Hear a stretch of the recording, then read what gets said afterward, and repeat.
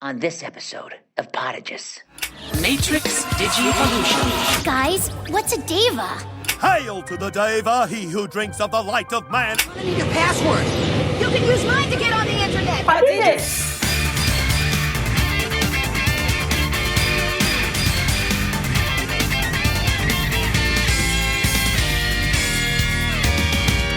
Welcome to Podigious, episode 304, Enter the Matrix. Tokyo Devas Part 1. Adults Suck, Digital Growing Pains, and Glitch in the Matrix. Recorded November 14th, 2015. Podigious is your critically nostalgic, analytical tour through the Digimon anime. I'm Ashley McDowell, and I'm joined by Jeffrey Ruberg. Ba-boom. Wow. And Asher Softman. Hi. Hi? Really? That's the best you can do? Isn't it Bada Boom? Didn't you do it wrong? No, he does say ba-boom in one of these episodes, just like out of nowhere. I emphasize that we were saying like ba-boom, but yeah, he says ba-boom when he's sad. And it like, the thing is, it worked really well in the episode because it cuts, it like right in a commercial cut. So he's like ba-boom, but doesn't work so well as an intro. This week we're looking at episodes 14 through 16. In episode 14, Growmon Grow, aka The Wonderful Thing About Tiggers. Yamaki is betrayed by his beloved magnet and tries to murder a child. Takato passes out from Digimon fanboy overload, and Growmon enters the Matrix. In episode 15, Snakes, Trains, and Digimon, aka Snakes on a Train. Although the snake was not on the train. Tried. Rika faces off against Kabuki Boredom. Takato and Vingilmon reenact The Fast and the Furious with a shopping cart, and Henry plays phone tag. In episode 16, Back to Nature, Back to Battle, aka Sinduramon's electroshocker, Takato and Henry go on a camping trip, and Kaipora Gaibora reminds them to stop procrastinating on their Devas homework. Those are episodes. These were some episodes, indeed. They sure were. Yeah. Sorry, I'm looking something up. How dare you? I'm looking up when Google, started as a thing. Okay. Why? Okay. Why? Because Tamers started in 2001, and I wanted to know why the kids didn't Google the word Deva.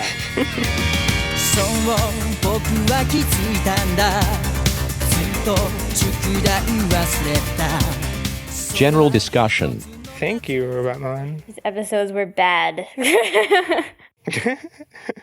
Yeah. The animation was bad. The story quality was bad. They should feel bad.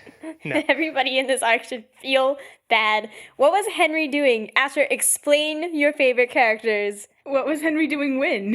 Yeah, what are you... In the picnic episode. The picnic episode? In the... Picnic? The third one? Yeah. You consider that a picnic? What was Henry doing when in that episode? Yeah, what do you... all of it. I think a lot of the motivation for that was silly. When he and Takato had really bad ideas and were like, we're going to go investigate this Digimon by ourselves, which is a really bad idea. But, Henry normally is, way more sensible, and then Henry was just like, yeah, we're going to go with it. Let's go. We need a vacation. Yeah. I'm like, what? Henry, where did you come from? I was not... I understand his, reasoning about the vacation thing. I do not stand by his decision to be like, no, don't fight, you're on vacation. That was poor decision making. Yeah, it's weird because that could be a I could see that being validus. Is there a word for it? The noun validity? Form of valid? Validity. Yes, I could see there being some validity to that. It seems very reminiscent of being having work or homework or whatever, and just being like, I'm not going to do work on this vacation. And lots of things, and people saying that is a much more healthy way to live and to recuperate, and that makes a lot of sense. Except when you're in a situation where this Digimon could cause havoc to the town and you just ignore it, and I don't know. We're in a situation where it's clearly the next Deva. We have seen two of them. This next episode is going to clearly be the third one. Right. I wrote down in my notes, does no one in this show understand patterns? They're not very good at pattern recognition yet. They are not. Rika didn't get to fight in this third one. It's a tragedy. I was thinking if any of so in addition to not liking the logic of while they're on vacation, I also thought the logic of them requiring a vacation was kind of a stretch because it's that's what Takato did in the last episode. He just played. Right. He and Gilman just played throughout the episode, and they're like, "Oh, you need another vacation," and you and Gilman just go play. I'm like, he's gotten plenty of time to play with Gilman. Jeez. But But it's also like he played with Guilmon and then his two friends were in danger and he was like, we're just shooting snot paper at each other. Well, the lesson maybe should have been like, maybe play less. I don't know. I'm actually okay with Takato.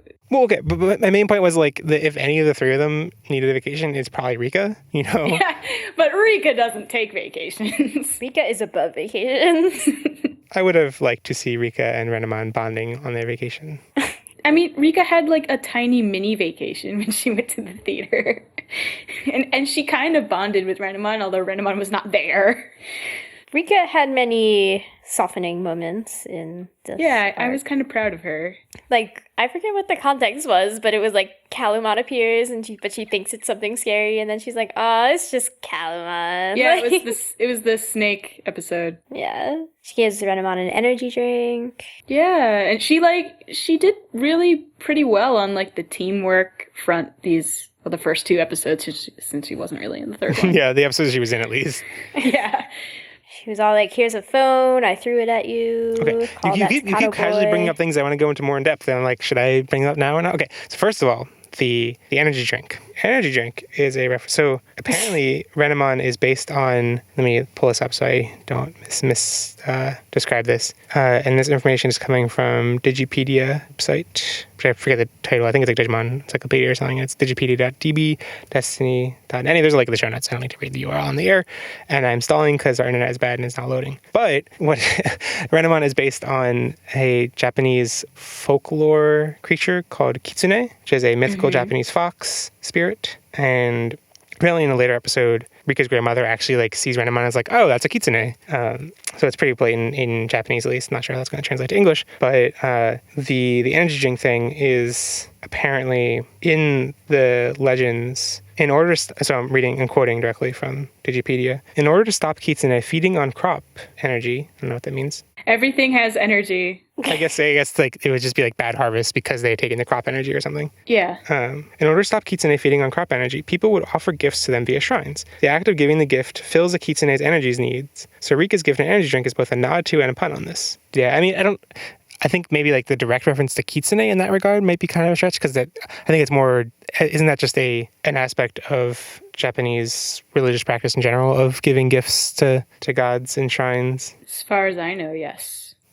But yeah, I mean, that is interesting. So yeah, I mean, the structure to this arc is like extremely simple. It is the first three Devas. We haven't yet had explained to us what the Devas are, but that's coming up. There's a Chinese zodiac. Not quite right. Really? I mean, a Deva is not. Right, and The Digimon are. Right. well, actually, I'm not sure. Yeah, I mean, I'm pretty sure. Well, I mean, I have written down notes about this. okay. So Deva, the word means divine being or God in Buddhism and Hinduism, or at least the term is used. But in Japanese, they use both the term Deva, and Shinsho, which means divine general, and that's apparently a term in Japanese Buddhism. And the names of all 12 of them come from the 12 heavenly generals, which are protective deities, and I cannot pronounce this Buddhist god. Baisajaguru, maybe? That was very off, but it is at least something. And is a Buddha of healing, apparently. And so, I mean, judging from that, it doesn't seem like they're like, like the top of the top, most famous heavenly generals. Or so it seems pretty obscure, or somewhat obscure at least. And then like in the Wikipedia article for this list of 12 heavenly generals, it's like references are like mostly like Tamers and 3 other anime I'd never heard of. So that might just be otaku culture is the one actually posting links there, or they might not be that well known. But anyway, yeah, so that's where all the names come from, and I'm pretty sure the animal connections too. So it's not just the Chinese zodiac. But most of the names come from the Sanskrit names, actually, which I think is going to be explained a bit, or at least going to explain that Deva is a term in Sanskrit in the next episode. But yeah, like Mahiramon, the Sanskrit name is Mahira, but the Japanese name for the same entity is Mekira. And Sandiramon in Sanskrit is Sandilia, but in Japanese is Sanchira. Anyway, and it's the opposite for Sinduramon. Sinduramon is actually the Japanese name is Shindura, but the Sanskrit name is Kinara. Anyway. They're all really hard to pronounce. So They are all really hard. Yeah, I mean, the Japanese names are hard to pronounce for me because I know how to pronounce Japanese, but it's hard for me to keep track. Yeah. Like, especially Sandiramon and Sindoramon, I definitely swapped up several times. That these names are the ones that the translators do not change is kind of funny and terrible. Of all the Digimon names not to change. yeah, like, what? Are you for real? Like, make him name Roostermon. What's your problem, translators? I mean, I guess they wanted, like, they're going to explain that it's like based on the Zodiac, and they wanted to keep the original connections, at least make it seem foreign. And I don't know, at least the ones that are like the names that we find hard to remember are not. We kind of find them hard to remember because they're not important, you know? I mean, yeah, there is that. They're only around for like half an episode apiece. And I don't think they ever really refer to them by their name too much. Yeah, no, they don't. It's just us talking about the show that we want to refer to the names, and then we get really confused. Well, let's just call them by the animal. I will just call them by the animal. Yeah, I'll be like, that's Tigermon. If I recall, I think at least like one or two become important enough to maybe know the names. But well, yeah. There's at least one. Yeah, I can't remember if it's one or two. I think it might just be one. Anyway, yeah, my general complaints about this arc are like, I don't think it was so terrible, but it wasn't exciting or interesting, and there are a lot of things that I attribute to the dub that I think exaggerated that. Such as? A lot of my experience with these episodes was me remembering the Devas arc as being the highlight of, maybe not the arc being the highlight of, but like the Devas being some of my favorite. I think I was re-listening to older episodes of the podcast to actually find quotes to put on the back of the buttons they were printing. And I think in listening to the first episode, I listed like favorite Digimon as being Devas, because I was like, oh, it's so cool that they have a compelling motivation. And these episodes just like, no, they just completely contradict and squander that. And I mean, a lot of that is just like conflicts in the dub script, that there are things that they say in these episodes that directly contradict things that are said later. So it's not even like, like a lot of our analysis of dub differences are like, well, in the like we have to kind of like consider both canons in our head, which gets confusing. But just if we're just considering the dub canon, like some things we have to either assume that they were like lying or assume that it was wrong, which is weird. But yeah, like I think all three of the Devas to some degree. I'm not sure about Cinderamon. Anyway, the first two at least like seem, Mihiramon especially is the one that has the most, just like all the lines are like very exaggerated to make them seem like very bloodthirsty and very making them the aggressor. Mihiramon is the tiger? Yeah, sorry, yeah. Mihiramon is the tiger. Right. The tiger one. Like he talks about being happy that he can finally invade, and that like he talks specifically about Digimon ruling over both worlds, and I'm not sure if this is actually, I forget if this voice at some point, there's like a voice before the tiger appears. I'm not sure that's supposed to be Mihiramon or a later Deva, but they in the dub talk to Yamaki about how they want to enslave humanity and take over both worlds, and the Japanese just say like they won't serve humans.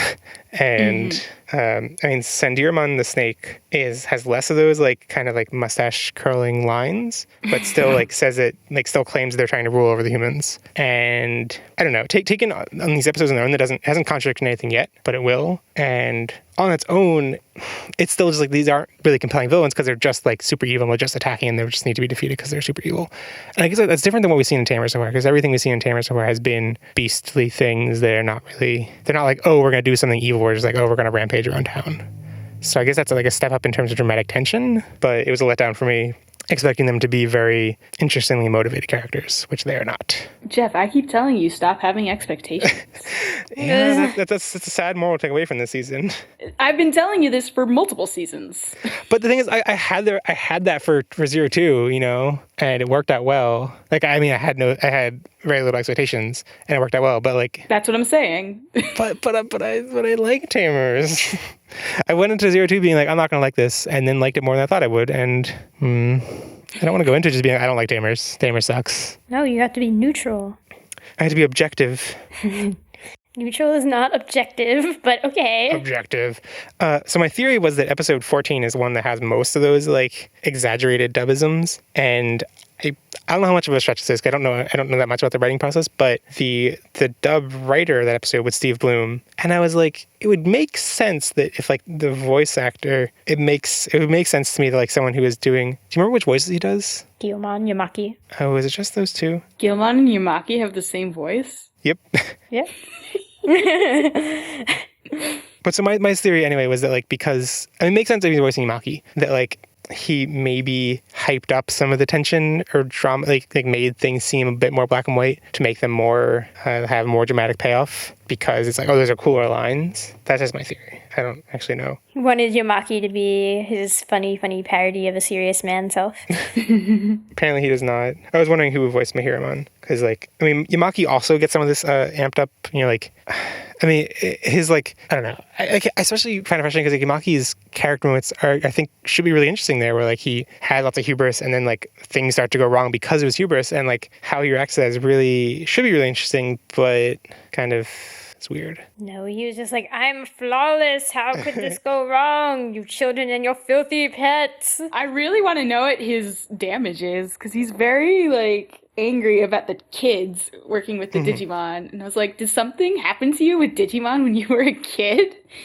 I don't think so. I don't think so either, but, like, I don't think we know anything about Yamaki ever. So, like, you know, fan fiction is out there. Yeah. I'll get to that a bit more in my human interactions or adults section, but... Oh, good. Any other general things before we get to favorites? I don't endorse this Guilmon digivolution. You don't like War Gromon? No. So why don't you endorse War Gromon? He's just ugly. I was kind of going and expecting to like really dislike War Gromon, and I came out being like, I don't dislike you that much. I mean, he is certainly not going on my hockey helmet. I don't understand why you like Gromon. Like, I don't like Gromon either, so. Oh, I like Gromon. I'm like lukewarm on War Gromon. I don't know. I just wanted something fiercer than a rookie. Otherwise, I would just put Guilmon on it. But like, just like War Gromon's metal mouth is like very unappealing. I find the chest much more, like it's like very big and bulky and like protruding everywhere kind of. And why does he have like axe hands? Like, I just don't understand. To cut things with, obvi. His design is just not good. Takato, work on it sometime. Go redraw it. It's too late. Too late. No, this show breaks rule all the time. He can just redraw it. Yeah, I mean, it could be like an alternate evolution path, like Skull Greymon. Yeah, there we go. That would be an interesting angle for them to take. So, favorite. So, War Gromon is not your favorite. War Gromon is not your favorite character. Who is your favorite character? Can I say the televangelist owl? Is that No.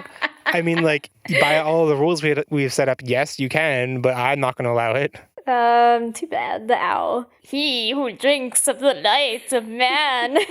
Wait, so, He's so okay. good. I have this in my, like, unanswered questions. Oh, I have plenty more unanswered questions about the owl to get to eventually. But, like, is that a televangelist? I don't know. What is that voice? Like, what is it a reference to? What is it? Definitely feels like some smarmy preacher voice. But, like, maybe the stuff he says sounds like a televangelist, but, like, the, like, accent did not. It was, like... It sounds like a commercial voice. The Devas. I don't know, like, that's just not, much. like... Yeah, it had too much, Actually, like, weirdness. no, that is kind of a televangelist kind of thing. Oh, no, you know who it actually reminded me of was Chanticleer from Rockadoodle. What? Which is a Don Bluth movie. And if Andrew were here, he could back me up on this. But if you guys have not seen Rockadoodle, then I don't know what to tell you. It's about it's about a rooster. Let's put it that way. You know, yeah, no, it just sounds like it sounds like a mix between a televangelist and other stereotypical bird voices on television. But, like, is that how are birds supposed to be like, I am a bird. This is how birds talk. No, that's the televangelist part. That's how televangelists talk? Send me money. No, like, I don't even know what the... All right, audience. We are podcast hosts. Well, now you just seem like you're doing a spooky voice, but that's not what it is. I think I am veering more and more off course. Yeah, like... I'm being more like a ridiculous ghost or something. Yeah. I mean, maybe it is vaguely ghost-like, and that's... No, he sounds like a mix between, okay, like Elvis, Yeah. televangelist, typical birds. No. You guys, like, when your internet is better, you need to see Rockadoodle and, like, understand. What do real owls sound like? Not like that. They sound like... The Deva. Deva. That's like a southern preacher thing. Exactly. That's what I'm trying to say. Yeah. This commercial's weird. Oh, you're watching the trailer? The movie was weird. It was a weird movie. It's about a rooster who is Elvis. So it's just like a general Southern Elvis-ish. I mean, it's not regular Southern people don't talk like that. Yeah, it's a very dramatic Southern accent Yeah, it's extreme. that I associate with like overemphasizing the power of God. Yeah. That Al was my least favorite character. What? Owl is the best. I don't know what your problem is. Yeah, Jeff, you're outvoted. I think the last one came off a little British. I don't even know what. It was, I don't know what it was. But also, you're outnumbered and voted off the podcast. Goodbye. Wait, can I say a favorite moment? Because my favorite moment was the dramatic card throwing to each other that happened in They episode threw it so 14. far. It was like 20 feet or something. Yeah, that was not possible. Ash, who's your favorite character? My favorite character for this arc was Renamon. She had some good lines. If I didn't pick the owl, it would have been Renamon. But I picked the owl. No, definitely the owl. No, not the owl. That was all ghost. That was... Yeah. No one else is trying. No one else trying. That was Pokemon. Why do we have to? We should all say like Devas. No. The Devas. I'm not. I'm not. We can use it as like a My- soundboard clip for like whenever we want to mention the Devas. The My acting Devas. days are done. All right, guys, it's 10 p.m. We're still in general. Okay, my favorite character is Impmon, Because he finally turned to the good side. He didn't, though. Yeah, it's not like he has like made any massive turn, but we get glimpses into his I don't know how to describe it. His general curmudgeonly. His loneliness and patheticness. His curmudgeonly. His curmudgeonly. I mean, like his outward personality is being like, "You all suck." Actually, I do want to play with you. Oh, his tsundere-ness. He's tsundere? Totally tsundere. He's more than tsundere, though. I mean, it is that like that tension between the crunchy outside and soft inside, but. I mean, he's also more of a jerk than tsunderes are typically portrayed to be. He's more of a bully as the. Which one's the Sun? Which one's the dere? Sun is the turning away, and dere is the like sweetness. Okay, so he's more of a bully. He's a bully dere. Bull dere. All right. Look at the word for Japanese word for bully as we coin this term live. Except I cannot. I still love his turns in logic. Like, you control who your Digimon play with. And they're like, no, we don't. He's like, then how come you never invited me to play? Because nobody wants to play with you. They're like, you can play with them. I don't care. Like, My second favorite character, who's not really a character, but I couldn't really pick, would just be the totem pole of Guilmon, Terriermon, and Calumon. oh, if nobody votes for the owl, I will be so sad. So the closest term I can come up with is Iji Dere, because Ije Mekko means bully. Okay. Iji Dere. Anyway. Commercial reaction time. Commercials. Today on Digimon, Yamaki's sinister plan to rid the world of Digimon backfires, and a powerful force is released. What is this music? It's up to Growlmon to take this monster by I the don't tail. know. This Weird could be the jazz. start I kinda of like it. something Big. All new Digimon this morning at 10:30 Eastern, 9:30 Central and Pacific on Fox Kids.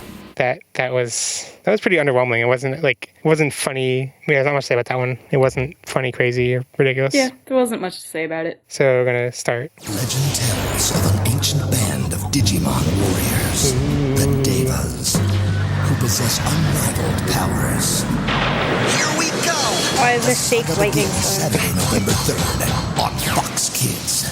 That was also underwhelming. These commercials are not ridiculous as I hoped, like they were last time. Because everything about this arc and these episodes is not good. It's underwhelming, definitely. Definitely everything's underwhelming. That commercial could have been so much better if they had just said Devas like the owl. It's been like The Deva. the Devas are coming. They should have just let the owl give the commercial. Yes, they should have let the owl do the commercial. Oh my god. There has to be a commercial like that. I tried to find more commercials for these episodes, but I couldn't. I could only find the ones from this one video. But I mean, the owl had to have been the commercials. Come on, like there's no way they passed that owl. ビガビガビガすれば夢見ることが全て始まりそれが答えだろう誰より遠くへ飛んでみせるよ全ての明日を貫いて So, I was just thinking about in these episodes how Yamaki, correct me if I'm wrong, but Yamaki, I'm pretty sure, is the first adult we've seen interact with Digimon outside of like a pre-existing relationship with kids, aside from Oikawa. So what I mean is like, we've seen lots of adults, like the kids' parents interact with Digimon, but that's like, you know, like they've been introduced via their kids. And we've seen, and aside from that, aside from like being introduced because their kids are, you know, like interacting with the Digimon, Oikawa is the only other one. Can you guys think? World Tour, there were some adults. Like the Chinese army. That is very true. That breaks this down. Like TK's grandfather. TK's grandfather, though, was just like, I'm going to storm the Palace of Versailles, and there have to be Digimon there. Yeah, and like he has a relationship with TK. Right. But yeah, the army, yeah, and there are several instances with the army in like Niagara Falls and stuff. So, So I guess it's like, I was thinking like there seems to be a weird pattern where like adults that interact with Digimon are always the villains, which those are kind of holes in that pattern. But I think it makes sense as a approach you take with characterizing adults, because it's like it's kind of a natural kid versus adult dynamic. I think you can still have that even with the Chinese army thrown in. Like they were going to throw down with the Digimon. Yeah, they were initially antagonistic. Right. That's true. Yeah, they had to like dispel that. But in this case, even with Yamaki being like overtly evil sounding, he thinks he's doing the right thing. Right. Yeah, they're definitely. So the case when I was describing like the dub kind of exaggerating both Yamaki and the Devas. The Devas, they take characters that are supposed to have like aggressive but realistic motivations and just turn them into like extremely aggressive, just like we're going to dominate everything. But Yamaki, you know, just kind of muddle. It doesn't really make him evil. It just like kind of muddles the things. It makes him more like, oh, you kids are freaks, you Digimon freaks. But like he still comes from a reasonable place, you know, like where he has to kind of deal with this problem, and like it makes sense with the tools that he's been given, which he has not been given Digimon to help fight these things. So like, how else are you going to do it? And it kind of makes sense that from his perspective, not being given a Digimon friend, to kind of lump them all in together at this point. Although there's a bit, I mean, you really should be watching the kids and be like, okay, they're these ones they're partnering with are not that evil. You know, like if you're watching better, maybe you could see that. But that's something that comes from a realistic motivation. I think he knows that about the kids' partners. Because why would he let them keep them? That's true. He doesn't try to ever just be like, I'm going to, like, when he encounters the kids with the Digimon, he doesn't consider them a threat at that moment. He kind of like goes to like pet Growlmon or Gilmon. Yeah, he did. And Guillemon growled at him. No. And I was like, really, Guillemon? I'm not sure about this response from you. Yamaki is very complicated, and we never we never hear about what he actually wants, from what I remember. And it's really upsetting. I don't know. It is an interesting trend to be painting the adults as, like, whenever they interact with the Digimon, it is a more aggressive, they don't really understand kind of way. And Oikawa didn't, because he kind of... Well, he started out as a kid. Right. I was going to say his grandfather didn't. He started as a kid and then grew up with him. Yeah. And still ended up having shades of that in different... Like, he wasn't trying to delete all Digimon or anything, but he was still aggressive. Yeah, he was still a villain. Yeah. But, I don't know, it's weird. It's weird in contrast to, I think, Saber. Saber's is the one that comes to mind immediately as, like, there are several adults who interact with Digimon in a not, I just want to wipe out all Digimon kind of way. Technically, most of the characters are adults. I mean, high school age. Isn't Yoshino 19? Yeah, I think Yoshino is out of high school. And Thomas is also 19, I think. Really? Maybe? I don't know. I know Marcus is in high school. Yeah, he's the only one I know for sure. I thought Thomas was the same age. He might be. He might just be a genius. I don't know. Anyway, that series is definitely more adult-oriented, whereas this series has a lot of adults and, you know, has a lot to say about the different generations. Mm-hmm. But we haven't gotten there yet. Right. All we've gotten for now is Yamaki and vague Henry's dad knowing something. Right. I mean, yeah, right now it just seems like their only motivation, like, I can't understand Yamaki's motivations except that he works for the government, which makes me think that he just, like... Well, also that, like, Digimon are a threat and he wants to, like, remove the threat and protect people. Right. That aren't those motivations? It's not a deep, like... What? Oh, I'm just saying, like, those are motivations on the level of, like, you want to protect people, so you need to destroy the Digimon. Like, I don't know if you need much more of a deeper motivation than that. Except he seems to have it because he's all like digital scum. Yeah, that's right. Yeah, dude, chill out. Yeah, I guess I attribute that to some of the dub exaggeration. Well, yeah, but we're watching the dub. I know, but like, I'm just like, in the same way that you can kind of be like, the animation in this one episode was like really subpar, so I'm not going to think that Renamon is actually 2 inches thick, and or whatever, or like that Rika has 3 arms. That doesn't actually happen. But you're not going to be like, well, that's just an inconsistency in the animation. I'm kind of doing that for the dubbing, and that's much less legitimate because I mean, I think writing feels more sacred to do that to just kind of selectively remove things from your headcanon. But yeah. Other things, I don't know.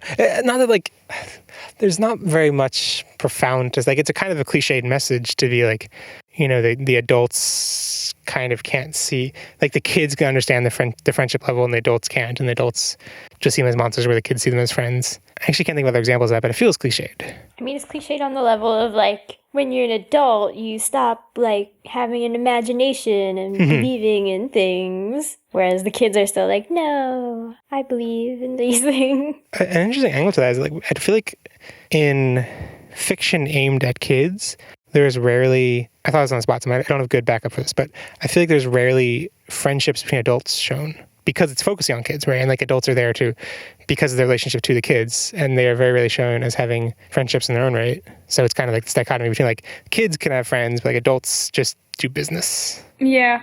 I guess that's true, but all I can think of is Harry Potter, and I feel like Harry Potter actually does a good job of showing that adults can be friends. Yeah, like, I feel like if they do show adults interact, like if there's time for adults to sort of have their own screen time, like they usually show them, you know, interacting with other adults. So I wouldn't say that children's media doesn't show adults having relationships, but it doesn't show them like having multi-generational relationships, actually, is what it falls flat on. Like, yeah, adults are introduced as relatives for the most part, I feel. Relatives and teachers. But we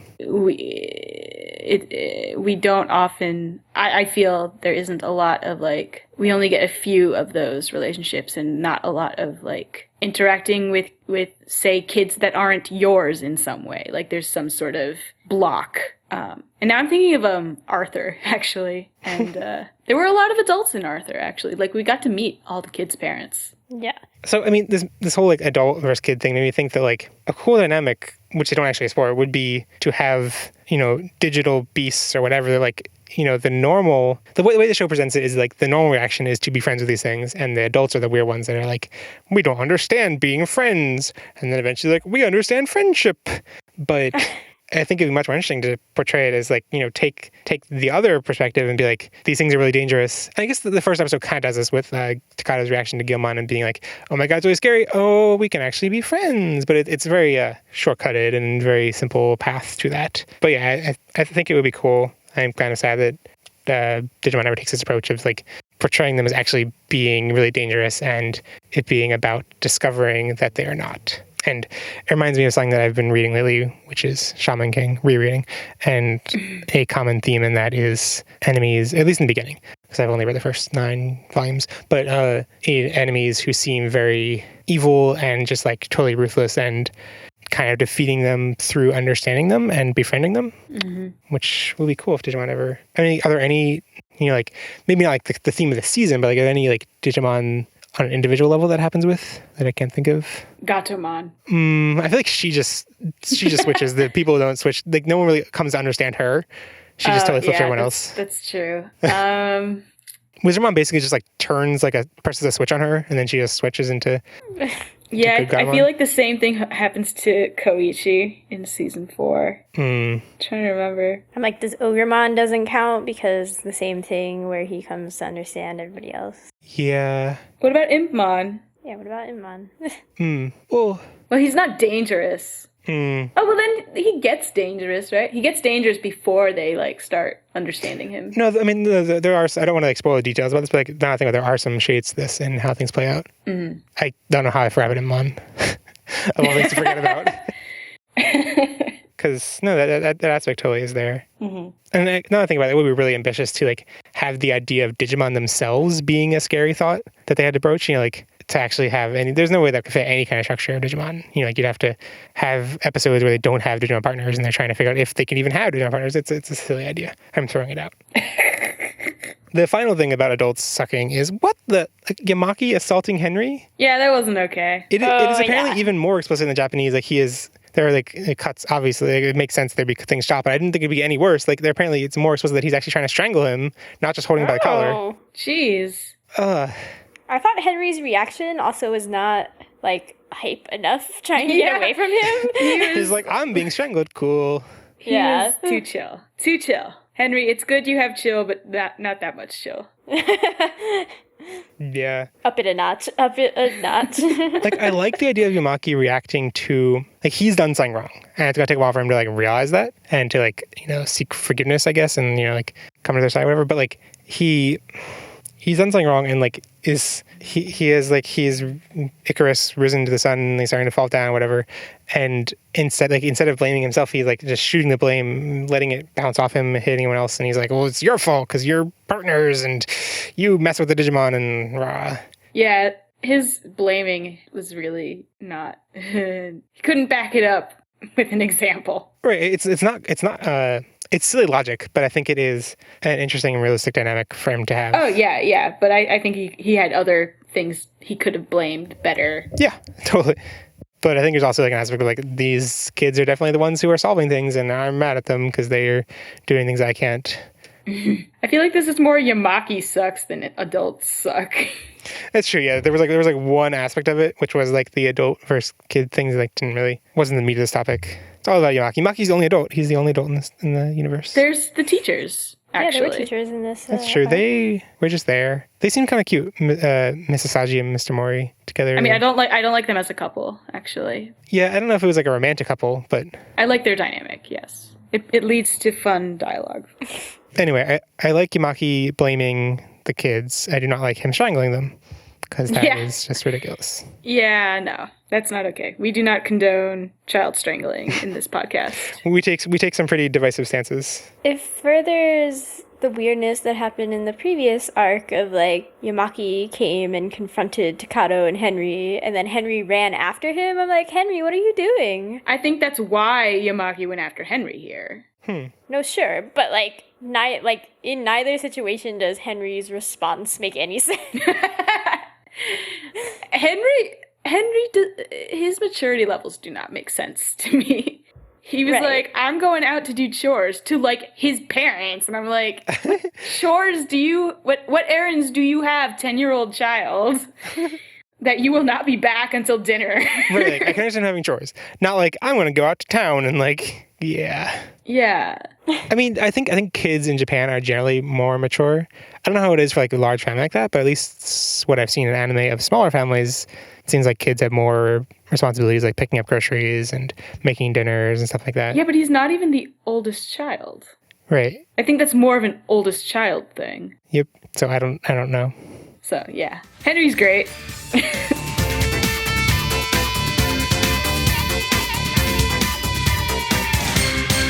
I believe somebody a while ago on the forum was like, talk about how painful it looks to digivolve. So now that we had an ultimate digivolution, matrix, whatever it's called these days, let's talk about that. I guess I hadn't really thought about how painful the actual digivolution animation looks, because I'm just like, it just looks so cool. It looks cool, but it looks so painful. I've mentioned before that the Digivolution to Champion looks really painful. But so it's not just like the skin being peeled off, it's like their actual faces that they're making, right? Yeah. Yeah, it's all those things. I think it makes a like skin peeling off noise as well. Like, ooh. It makes a noise. I don't think it makes a peely noise, but it does make noise. Yeah, so seeing their like the actual body, in addition, so removing the layer of the skin being peeled off, literally, like the motions that I'm watching Guilmon go through, they evoke memories to me of growing pains, even though I'm like, okay, I guess I've never actually been in a situation where I just like, grew several feet and, like had horns and stuff. But I don't know. I guess maybe what I'm thinking of is that it reminds me of like just general like fighting charges, like raw, like we are raw, kind of not like less so like pain maybe. I don't know. Terriermons looks pretty painful. Okay, I guess it makes weird electronic sounds, but like only at the part where the skin is being peeled off, so it makes it seem like it's supposed to be like that. But yeah, I actually feel like the English one comes off as scarier because the music is much darker than the Japanese version. Right, the Japanese music is like really exciting and like we're digivolving. Wow, yeah. Yeah, the English one is like a gritty guitar. Doesn't sound overall happy. It sounds like sort of scary. But no, I think it's supposed to be evocative of actual growing pains that children experience. Which is weird when I thought about that, because like no one goes through this kind of like moment, just like single moment. That was really redundant. Okay, it's a dramatization. No, I'm not saying you're wrong. Like I agree with you. I just don't understand how we are making that connection. You know, because no one goes through this so instantaneously, and yet. I think it is supposed to be more just like growing up is hard. Mm-hmm. Just the idea of like pain and growing, and just that those things abstractly and not together. just like physically hard, but like in this. I also think it is supposed to be a like Yamaki insisting that they're just data, digital scum, whatever, and just like anytime they show him destroying a Digimon, it also looks painful. Like they don't just like that moment before they become the little bits of light things. There's like a moment that looks really painful. Yeah. That seems unsurprising that while Digimon die, they are in pain. No, but it's a good humanizing. Yeah. Like, especially when they're defeated by him. Yeah. But it makes me then feel bad when I delete things from my computer now. Like, I'm not dignifying that with a response. No? No. No, because I think we constantly think of things as like, oh, well, I could just like re-download them and they'd be the same or whatever. But yes, they would be. I mean, if there's a parallel to be made, it's like just like a general concept of othering and how, you know, like the Yamaki's looking down on these Digimon as just being data. Or any of the like Ken did it too, and all these characters in Digimon do that of just being, oh, they're just data and they can just be deleted and stuff. I think is more supposed to be relatable as like looking at other people and being like, oh, they're just whatever, and like empathy in general. See, again, this is a situation where it'd be sort of more interesting for the Digimon to see Digimon attack humans and have the concept of us be like, yo, like, you just killed a human. I don't know, I actually want somebody to die. Like, I want a human to die directly from a Digimon. I mean, what I find interesting about that is that, like, what I find frustrating so I've seen this a lot. I'm trying to think where I've seen this recently. It's a common thing in sci-fi to have, you know, like evil-looking things that you come to accept as being human-like, and you know and it's a metaphor for minorities of any kind. But like, I feel like whenever there's a conflict, it's always the other that has to like reach out first to the human-like people, and that's when things. I guess something this happens several times in the storyline of Final Fantasy XIV, and it's like in Final Fantasy XIV there are beast tribes, which I'm like, oh, that phrasing and like the entire concept of these beast-like creatures that are just. They're just considered like warlike and they're evil and stuff. But like, I mean, the point of these storylines is that you come to like build relationships with them and have diplomacy and stuff.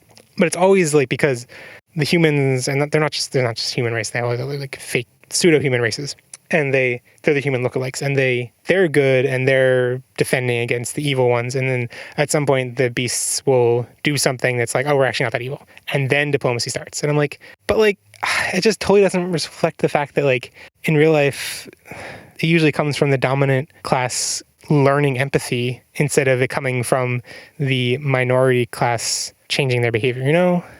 Not sure I'm not connecting right, but... Right, but in Digimon, like, I get that Yamaki sees them as a threat, and they seem scary, but they haven't actually done anything to anybody. Oh, yeah, that's also, yeah, it's a very good point, because, like, they're just a threat in a, like...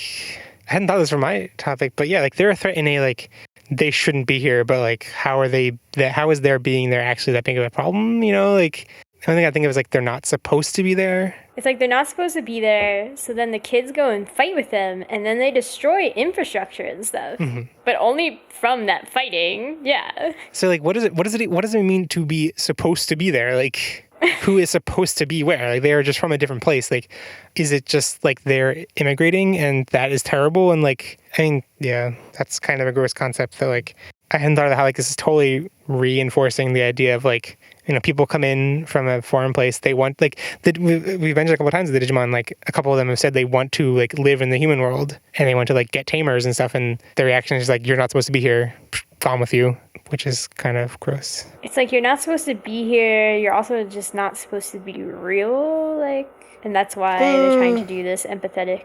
Look, they're more than data. Okay, so like Yamaki has this like the like Hypnos organization has a stance like they're not real.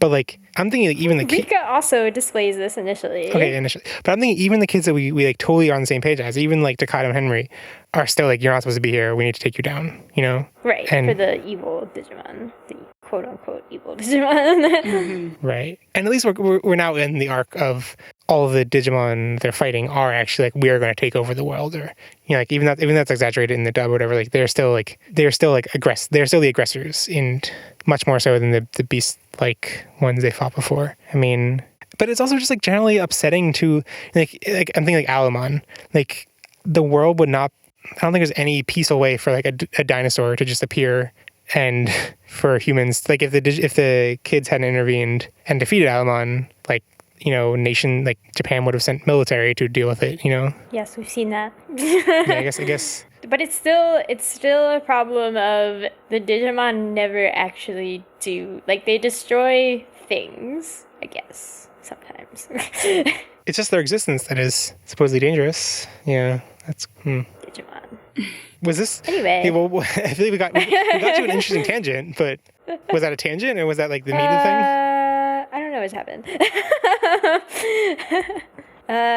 But like the ultimate digivolution was CGI and not as painful looking. Yeah, it was not. But yet the interaction between Takato and Morgamon was about pain. That is true. Yeah. And we get to see like a half-formed or half-destroyed Wargramon. Well, Gramon.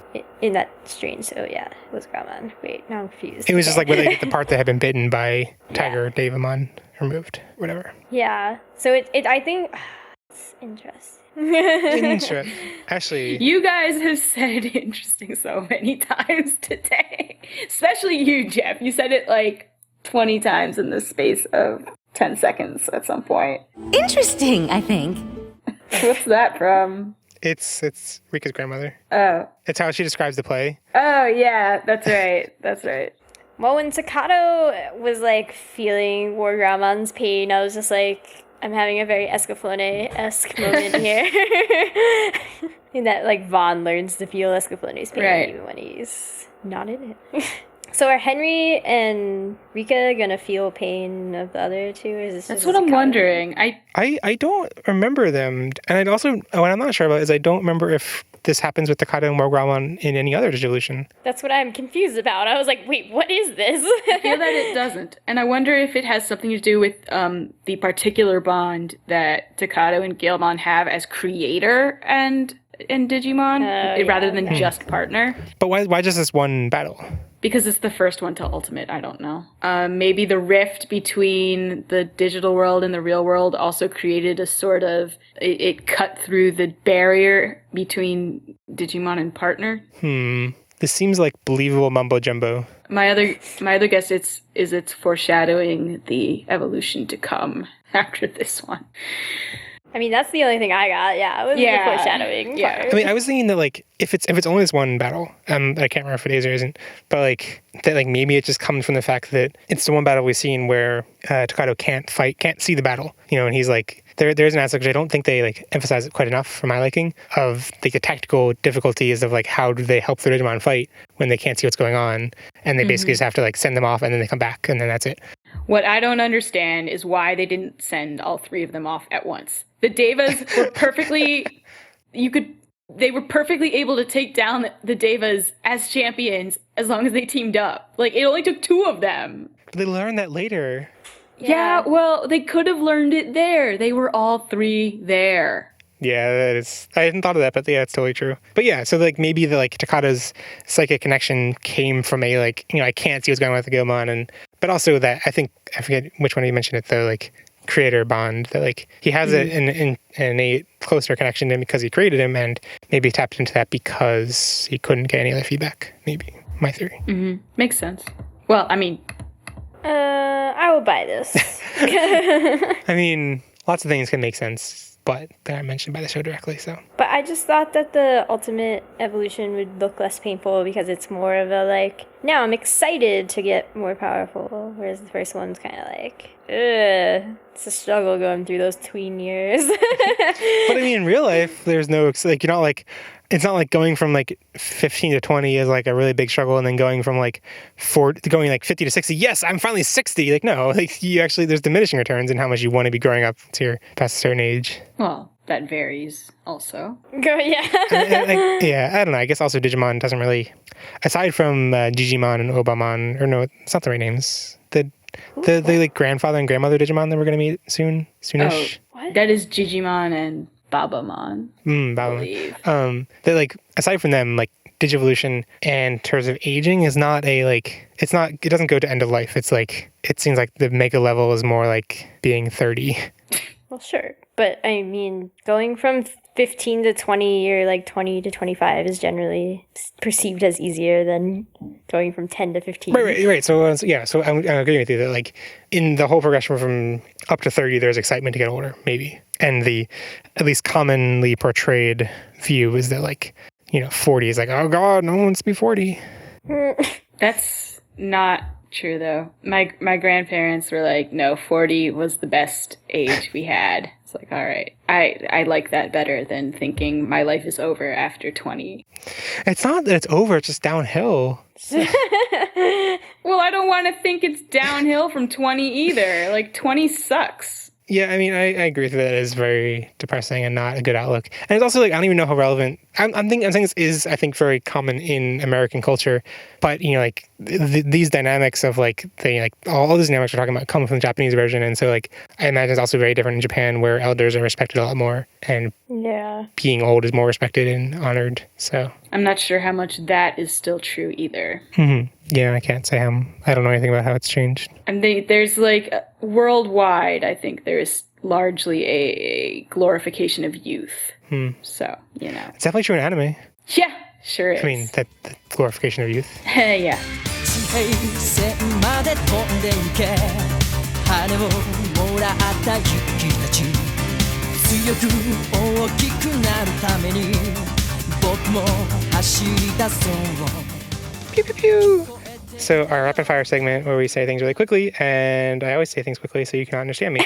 Yeah, there were a lot of adorable things in these episodes, even though, especially like, I think my least favorite episode was the camping trip one, but it had adorable things. There will be pictures in our show notes, but I don't have them prepared for our hosts. So sorry guys. But the Tamers flag in episode 15 was really cute. Yeah, that's cute. Look at our show notes for it. I liked Rika's reaction to it better. I mean, it is really dorky, and she's just happy it's been destroyed, or like when Guillermo falls she on was it. like, I owe you one, Guillermo. Yeah, it's so what you're saying is you don't like cute things. Are you saying that Takato's right in that saying that cute things are girly and wrong and bad? No, Guillermo is always right. He had this is my favorite. He had another reaffirming moment. I don't remember what they said though, but like when all of them come to see him, I think the cute, cool thing like resurfaces, and then he's like, they can call me whatever they want as long as they bring me peanut butter. The other cute scenes were when Terriermon and Caldemon are eating rice balls inside a tree trunk that had fallen down next to Henry, and they're all just eating and look really cute. Yes. And also all of the Caldemon, Terriermon, Guillemon totem poles scenes. They were very cute. Yes. They basically left out Renamon from these episodes so they could have that totem pole. So they could have cute things happen? Yeah, basically, I guess. But Renamon brings all the cool. But how cute would it have been if Imon was in the totem pole too? How cute would it have been if Renamon was in the totem pole? She already gets like massive cool points. Whereas Imon is just trying to be cool. So like he kind of needs something else to like compliment him. I feel bad for him. Well, Guillemon has all the cute points, so... Yeah, that's what I'm saying. That like, Renamon has the cool handled, Guillemon has the cute handled, Hitmon is just kind of like somewhere in between. He gets the wooby points for being a wooby. What are you saying? Wooby? Yeah. You don't know what a wooby is? All right. I don't know what a movie is. I try to guess, like, what kind of... Is this, like, otaku kind of thing, or is it a... It's a trope. So a wooby is a name for any type of character who makes you feel extremely sorry for them. So is this a, like, just TV tropesism, or has it spread beyond TV tropes? Oh, I'm sure it exists beyond TV tropes. I've heard it in a lot of circles. But I mean, TV tropes doesn't originate most things, does it? I didn't think so, but I mean, they definitely originate. It definitely seemed like plenty of things when you look on a page that are just like they needed some name to describe this trope, this trend. Well, maybe they named it, maybe they didn't. I don't know. Yes, so Inmon is a wooby. I agree. The way Rika reflects on her feelings in the play, at first I was like, oh my god, they're just trying to save animation budget by filling time with flashbacks. Then I was like, actually, this is exactly what I do when I'm bored in a play, watching a play or watching any kind of stage thing. No, but she seemed actually emotionally affected by this really asinine play. Well, I think the play was probably not as awful as we were led to believe it was, but like... Well, I'm sure. Yeah. But also, like, the dub made it more... The dub made it bad, yeah. Absolutely. And also, Rika's filter probably made it more... She probably didn't care about it. Oh, yeah.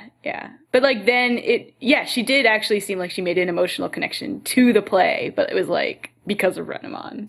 Which I think is right, no, but perfectly it was normal. Like, this silly... lost my dog, found my dog thing really reminds me of the current situation. So, like, yes, it's silly. Like that connection was really silly, but like, I'm just like, I guess I haven't like seen musicals or plays in a long time, but I guess I've seen like live performances, and often I'm just like, because it's like with like one single thread that I don't know, for some reason something about like watching a musical or performance or something makes me more bored than watching a movie or show or anything, and I just end up thinking about things a lot. So I found even though that connection was kind of silly, like it seemed resonant to me of just being like, I'm bored here, let me think about Renamon. Yeah, I mean, I liked all Impon's moments, hanging around the Digimon, calling them stupid because he wanted to be involved but didn't want to admit it. And I guess I like it because it seems like how kids actually act when they think they're too cool for something but actually want to be involved in it. And I don't have direct experience with that because I was not too cool for anything. Reading the differences between the dub and the Japanese version, apparently they don't, in one of the scenes when they're with the train in the subway, in the Japanese version they just say, oh, the train's not running anymore today, so there's no more trains. But in the English version they say like, this train, there's one more train going to 24th Street Station. And actually did that, to me I was like, 24th Street Station?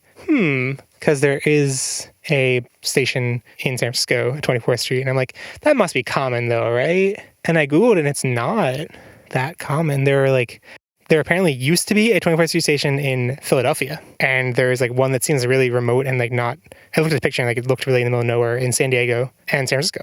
So I'm like, for like BART we're talking about. Well, I mean, there's BART and Muni. No, there's no Muni. I mean, there's no, the Muni doesn't go there. I mean, there's like a bus stop. That doesn't really count. But yeah, I guess it's weird because like it's not, by like city standards, like the 24th Street station, the BART station in San Francisco is not, it's not like a hub or anything. So, I mean, it could just be a random number and a street name, but my headcanon is that the writer was from San Francisco. But I tried to trace down this writer, and they are like a generic name that is written in 3 episodes of Digimon, and I can't find anything else about them. Because it's like too generic of a name. Stop having generic names. Yeah, Alan Smith. Oh god, that is really generic. We're kidding, Alan Smith. We don't hate you, except the episode was kind of bland. All the Alan Smiths. We love you. We talked about the CGI digivolution sequence, but I don't think we really touched on enough how bad the CGI looks. Yeah, it was not great. I mean, all of the animation in all of these episodes was... I don't think it was that bad. It's pretty bad. But it's just like, CGI in particular, like, has aged so poorly, it's kind of a shame. Do you guys remember if the other Ultimate Digivolutions use CGI? They must. I assume they do. Because I think it's a trend for like the main Digimon to use CGI and the main characters. Like in Adventure, it was just War Greymon. I think it was just War Greymon. Sorry, just Metal Greymon. And I think maybe Where Gurumon? Where Gurumon was also... No, they all did. No, really? Now you have me doubting myself. Good. Let me find I'm trying to remember Mega Kabuterimon, and I actually think that was not CGI. I mean, War Greymon and Metal Gurumon definitely were. We can agree on that, right? Yeah. Yeah. Garudamon was looking it up. lines. No, maybe they were partially. I'm watching Mega Kabuterimon now. Cubimon is not CGI. Actually, spoiler alert. Spoiler alert. So Mega Kabuterimon, no CGI. Yeah, I guess it is maybe just Takato. But I think maybe I can't remember if the Mega Digivolutions are or not. Because it's weird because I feel like as a kid I would have been like, oh, the CGI thing looks cooler. But things age. No, Talmon's Digivolution definitely looks better. Like True Talmon or? Yeah. Oh, definitely, yeah, sure. Anyone else have things to pew? I guess we might have touched on this already, but like I was so mad at like Takato and Henry in the third episode we watched, which was 16, I guess, when they were like, oh no, it's going to be all our fault because we didn't attack this Digimon. I was like, and like Henry was all like, responsibility. And then Takato was like, no, Henry. And I was like, yeah, tell him, Takato. And then Takato was like, it's both our faults. And I was like, shut up. And it's like, I don't like the idea that like it's a bad thing not to attack a being that has not attacked you. Like, the rooster thing had not done anything to them at that point. See, that's the... Yeah, I feel like I had the opposite reaction, which was like, I was like, oh, is this silly for them to... What I find frustrating is they considered it a threat, but they were like, it's not a threat big enough for us to attack, you know? I didn't like that either. Right, so like, what they really should have done is not considered it a threat, and... They should have tried to talk to it, yeah. Yeah, why didn't they just talk to, like... What's wrong with talking, guys? But this is what we were talking about earlier. Yeah. Of, like, it destroyed electricity that did not directly affect them. They did not talk to it. They just were like, okay, whatever, we're gonna attack it. I mean, I'm okay with them, like, taking it on after they realized it was, you know, causing blackouts, because blackouts can actually be really dangerous. And it's not just, like, a convenience thing. But, like, God, like, that, I did not agree with the messages of that episode. Yeah. I mean, your thought about the blackouts being pretty dangerous just made me reflect on how the like threats that these Digimon pose in these episodes have been much more dire in weird ways. Like the I can't Cinderamon, I think the chicken one, rooster one, like the blackout is like that blackout is like directly can be really dangerous. But the snake one reminded me of I can't remember, I don't know like the best title for this incident but the terrorist attacks in Tokyo subways in the 90s that apparently are like the biggest attack on Japanese soil since World War II. So like I assume way much more present in Japanese people's minds than it is to us. I had never heard of it until I watched Penguin Drum. But yeah, that like even if the snake isn't like, you know, directly attacking anyone or like, it isn't like a huge threat, like this the connotation of like smoke. I mean, it was a gas attack too. It's like the connotation of like smoke in a subway and attacks and like evacuating subways, I think might be much more dire to a Japanese audience. What I didn't like about that episode was that then Takato is just like, let me just dig a hole into the subway. Totally and I'm like, you're destroying infrastructure. Yeah, like who's going to repair that?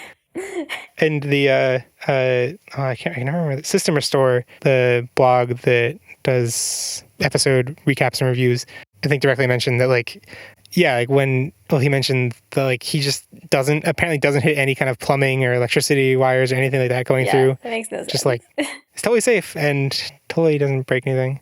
It's just the property, like thinking of how they would have to fix that just made me really mad. Like, especially, does that make any sense that he could drill down, like he drilled down into a station, right? Not like the middle of the tunnel. Yeah, it was like a station. So shouldn't there have been an entrance to the station really nearby? Like, that makes no sense. Actually, that reminds me that, like, I had vague memories of this episode, but I didn't remember how they got... I remembered that, like, they're in the park. I remembered that something happens. They had to go down into the subway.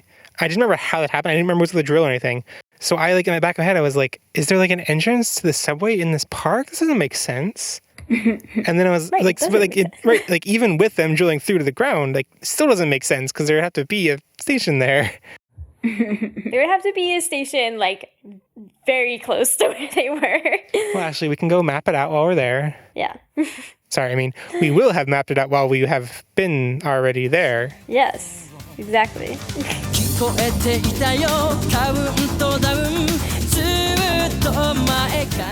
Being a Digimon tamer is so new to me. I have so many unanswered questions. What, you had a Digivolution card? That was my first one too. What? Where did that come from? Weren't they just complaining about not having those? So my other problem is that if they knew that they existed, wouldn't they have just bought a bunch of cards waiting to get that one and then use that all the time? Apparently, in the Japanese version, they referenced this card existing before. This is what I read. This is what I saw reading these like dub or sub notes. But like that seems to raise other problems. Because like, yeah, how was that brought up before? And like, why didn't they at the time use that to try to digital? Like, I don't know. It doesn't make sense. Doesn't make sense. And why? I think it happens for all three of the Devas. I think maybe not one of them, but I think it's all three. That like they try to get info about them on their Digivice, and it's not working. And you're like, oh, so like they're like anomalies, and they're not. And then it's like 5 seconds later, like, oh, it's working. And like, why is there always a delay? And even how do they get the jet projections on their Digivices in the first place? Actually, I don't want to think about that because it looks cool. It doesn't make any sense. Okay, it defies the laws of physics, but it looks cool. What Gargomon can run out of ammo? Where does the ammo come from? He's actually spitting parts of his body out, and he's like, I lost all my organs now. I'm empty. Okay. Those are my unanswered questions. When they're traveling in the bus, I was like, I understand why Terriermon works as a like backpack animal, an animal-looking backpack. Why does everyone else have them too? Because they're 10-year-olds. Is that a thing 10-year-olds have? I definitely had some sort of backpack Really? like that. I mean, I did not, but I have also seen backpacks like that. Huh. The closest thing I've seen recently is those the ones that are leashes for little kids. Yeah, no. Wow. Those are that is different. But I mean, they are the same. Like it's an animal that's a backpack, and like the tail is a leash for the. Yeah. I also can totally believe that if like one kid at that particular school got a backpack like that, I can believe it spread. That's true. Could be a fad. Yeah. Okay, we talked this at length before about the voice. That was a terrible ghost. That wasn't even close to. Anyway, but like, what is up with even if assuming that the voice was a reference we all understood? What is up with the owl? Like, what? I don't know. I guess it's kind of implied that it's like Sinduramon possessing it because it like the eyes stop glowing when Sinduramon is defeated. Yeah. Yeah. Does Sinduramon talk on its own? No, it just makes rooster noises. Okay. And maybe calls out its attack, but I don't think it talks ever. See, that would make if it calls out an attack. If it calls out its attack, that kind of muddles things. Is like, is there a level of language and like Digimon can naturally say their attack names about other things and like? I mean, I don't remember if it called out its attack, but it might have. Okay, so it makes some sense that it's like an avatar that it uses because it can't speak itself. But the thing that it says don't really make sense for it to be saying because it like refers to itself as like a kind of cryptic puzzle. Well, I mean, okay, so the voice reminded me first and foremost of Edamon. And he was all about the playing himself up stuff. And, like, of course he'd want, like, a minion to tell him, like, his minions did tell him how great he was all the time. And, like, if Rooster Guy's, what's his name? Sinduramon? Doesn't have minions, like, why shouldn't he make his own? That's a good point, but yeah, I also just hated the fact that it was like this like prophecy like thing, and it's like, but it was also like it was like a puzzle that was solved 5 seconds later, and it was really obvious too, and it was like Henry's like, oh wait, let me flash back like 5 times to figure out what's going on. And it's like, Well, it wasn't that obvious. I actually thought it was unobvious because how would these kids at this campsite know there was a blackout in town? That's the only bad part of the storytelling, yeah. How did they find that out? Did they find that out somehow? I don't think they found out until afterwards. Henry was just like, oh, lights. Yeah, we were talking about lights. I guess we were there talking about the same lights because the rooster was there. I mean, like, I understand why the flashback series was necessary because there was no way they could have known that. yeah, too bad on all fronts. Sorry. He who drinks of the light of man. I'm saying it was bad on all fronts. I'm embarrassed by myself. Stop. ビガビガビガそれは信じられなきゃ瞬きしてる切なに消えるよ心のよ敵そらさず走れ全ての力ぶつけよう Ridiculous dialogue draft, baby. Ridiculous dialogue draft, where we each pick our top 2 funniest, most ridiculous, or most touching lines from the episodes. This is a sports draft. It just is a sports draft. I'm just gonna concede. Finally, after like a year and a half of trying to explain to you how it made sense that it was a draft. Not that I've ever witnessed a sports draft. Totes makes sense. Except for our Podigious fantasy draft, which is the only draft that is important. Which is actually much more like a sports draft. Much more like a sports draft. Okay, so like, can we just like take all the quotes that Bird did? And... No. None of them allowed. I want every clip of that Deva-possessed bird. All right, now let me find a real quote. All right. So this is from episode 16, because this is the only episode that had anything worth saving. Because it was so bad. It was great. So Takato's talking to Miss Hisagi. She's trying to fix his camera, except I don't think there's anything wrong with his camera. And he's trying to distract her while Guillemon gets on the bus. And when Guillemon gets on the bus, he sighs, because, like, phew. And Miss Hisagi's like... And what was that for, Takato? Takato was like... Oh, just like to keep breathing. It's like, what? He's such a weird Way kid. to cover it up. And Miss Hisagi just, like, accepts this. And actually, that's really cute. I kind of like their dynamic. Okay, I disagree. There are good quotes from other episodes. I will give you one. It is from episode 15. All right. It is when the dub tries to pretend that this man in the subway is not drunk. Oh, yeah. And he totally is. And the policeman says, Man, I can't believe you ate one of the sandwiches from the vending machines. And the definitely not drunk dude says, I didn't think ham was supposed to be yellow, but I thought it might be gourmet. And the police guy's like, That vending machine belongs in the Museum of Natural History. I remember that. All right. and I'm like, what? I give you that. What are you doing, Dub? I remember that line. And my first thought upon hearing it was, should I write it down? Second thought was no. My third thought was, Ashley's going to use it, and she's going to go one line more than is necessary for the punchline. And I was right. You were right on all accounts. Well, they weren't really... I almost said right on all accounts. I'm like, wait, but the first two weren't things to be right about. They were just my reactions. Well, you know what, Jeffrey? You get to pick whatever you want now. And I will judge you mercilessly. Well, I will judge you back mercilessly. I'm going to punch this microphone to the floor just to piss you off.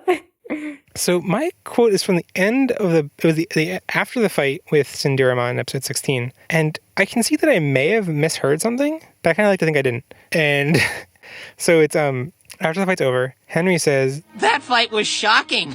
and Takato just replies, Bad. Yeah, I couldn't figure out what he said there, actually. I'm pretty sure he was just like, that was a bad pun, Henry. Which is totally out of character, and I feel like that doesn't really make sense for the dynamic, and like what Takato has said before. That whole episode was completely out of character. Yeah, like... I'll go for it whenever a character in universe points out that the pun was bad. I do actually have something written down for 15, but I'm not picking it. So this is from 16 again, and it's from the beginning of the episode, and it's from right after Rika gives Renamon the energy drink, and Renamon's like, This stuff packs almost as much of a punch as I do, but the packaging isn't quite as nice. I was like, yeah, nice, all right, that is an attitude we can take forward into our lives. I like thinking about those packaging as well. Like that last episode when Andrew pointed out that we can all date skeletons, they just have flesh around them. We're all just the flesh packaging of skeletons. Okie dokie. Alrighty. Was that not the angle you wanted to take it? No, not particularly. You know what? I'm going to pick something, again, not from episode 16, just to spite episode 16. This is when they all, like Takato gets to the tiger Digimon first, but then Rika and Henry show up, and I guess Takato was trying to egg on Guillemon to go, and then Henry says, don't go yet, and Takato was like, Kay, why not? What's up? Not you. I meant up there. So did I. Be quiet. You have to choose the one with as many lines as possible. So I'd like to piss you off. it was like a who's on first gag, I suppose. Do you not know who's on first, Ashley? No. You don't even understand lineacy. That's not the word. What? Am I combining two words? I'm combining lineage. I don't know what you're saying. Are you combining legacy and lineage? Lineage. What are you doing? I know I'm combining something with lineage or with legacy. Lineacy. Okay. I'll show you who's on first later. It's like a standard comedy gag where it's a classic. Yeah. I don't like classics.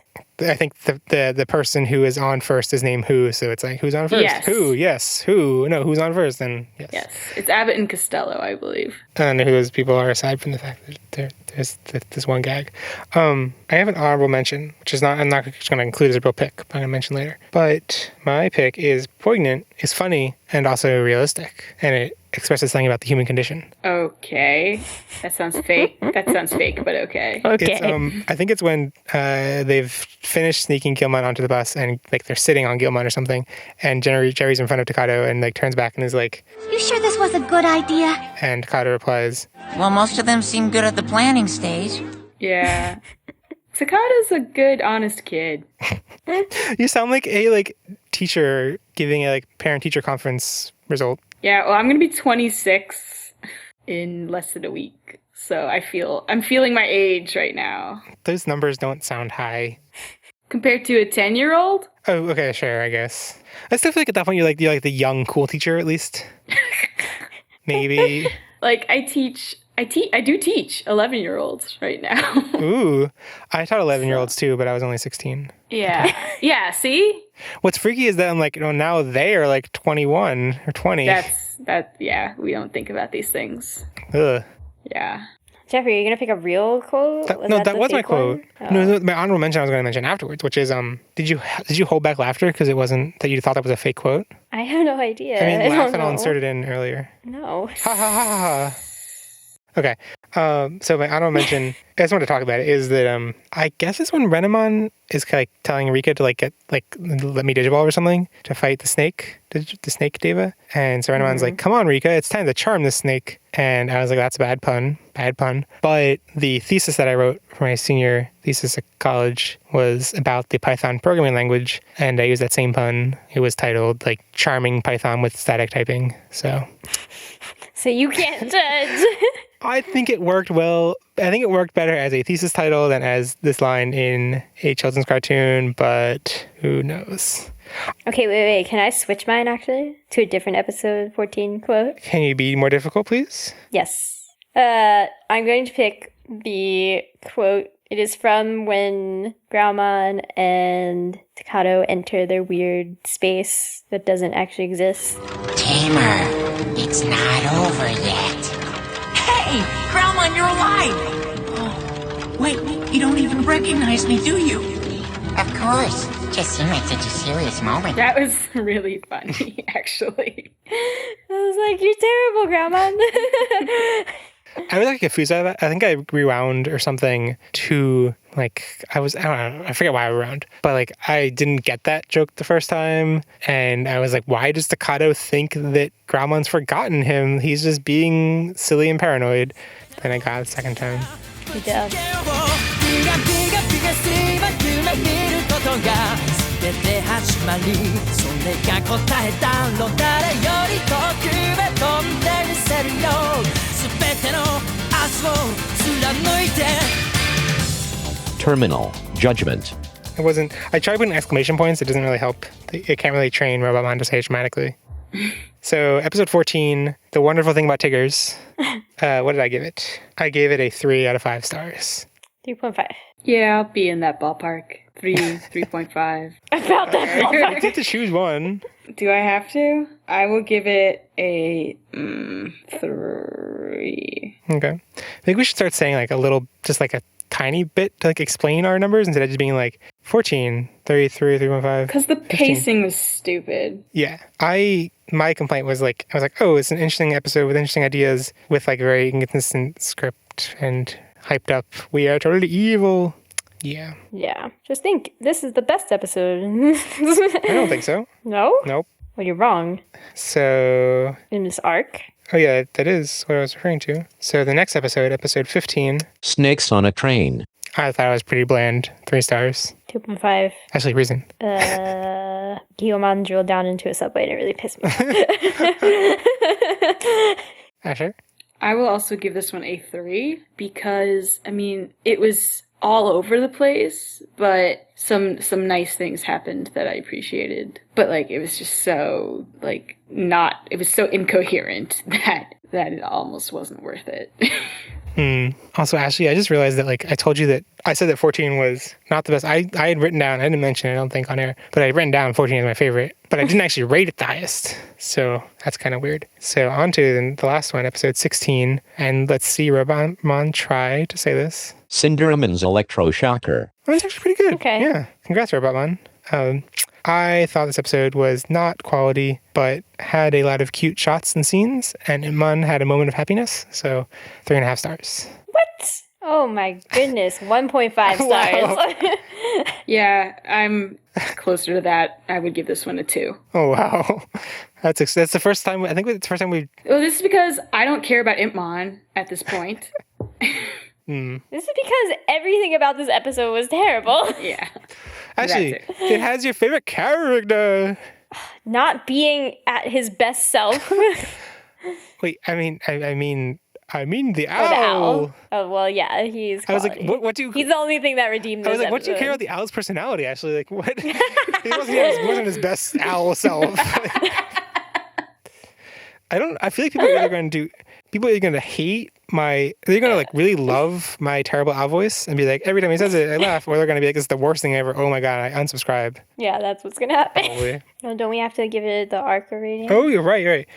We need to give it a rating. 2.5. 2.5. I wasn't ready. I didn't have a number yet. I would give it... Too bad, you're bullied. So, I mean, okay. Into we have to come to 2.5. a consensus, but pre-consensus, my idea would have been 3. Well, you're wrong, 2.5.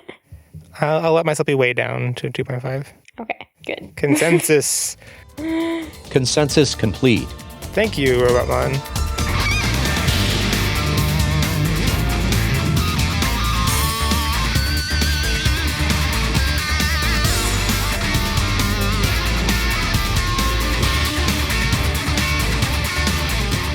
Plug it in, plug it in. Yes, we are going to plug things, because that is what we do now.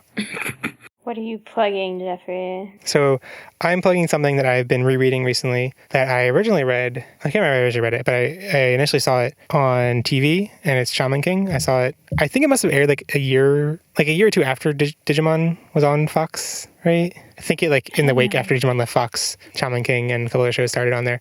But anyway, I've been rereading the manga, and I really like it, especially at the beginning. I'm only 9 volumes in, but I really like it. But I should mention that I work for the publisher. So so I do have a monetary stake, I suppose, that maybe you should take this with a grain of salt, because I indirectly benefit from sales of it. So yeah, I don't know how to navigate these things, but I think it's a good series. I really there are a lot of characters that stuck with me more than I really remembered, and revisiting them, and also I really like the theme of, instead of seeing people who oppose you as evil and bad and just wiping them out and being rid of them, but learning to respect them and appreciate them and become friends with them, I really appreciate. So, and I don't know how much that persists through the entire series, but at least in the first third of it is pretty strong. So that's my pick. I've been watching JoJo's Bizarre Adventures, and I realize I'm 30 years late to this. Wait, so this isn't it? I think it's singular. Yeah, JoJo's Bizarre Adventure. But there are multiple of them. There are multiple adventures, yes. Yes. There are also multiple JoJo's. So which one? What have you been watching? Which series? I just finished the first part of Stardust Crusaders. So I watched Phantom Blood, whatever the crap Joseph's is called, Battle Tendency, which was good. Yeah, and it's good. It's sort of harder to get through Phantom Blood, which is the first part, but you kind of need to understand anything that's happening after Phantom Blood happens. Because I've seen just Stardust Crusaders, and there wasn't there was some stuff that's okay, you understand this is a person from that series, but it didn't seem difficult to...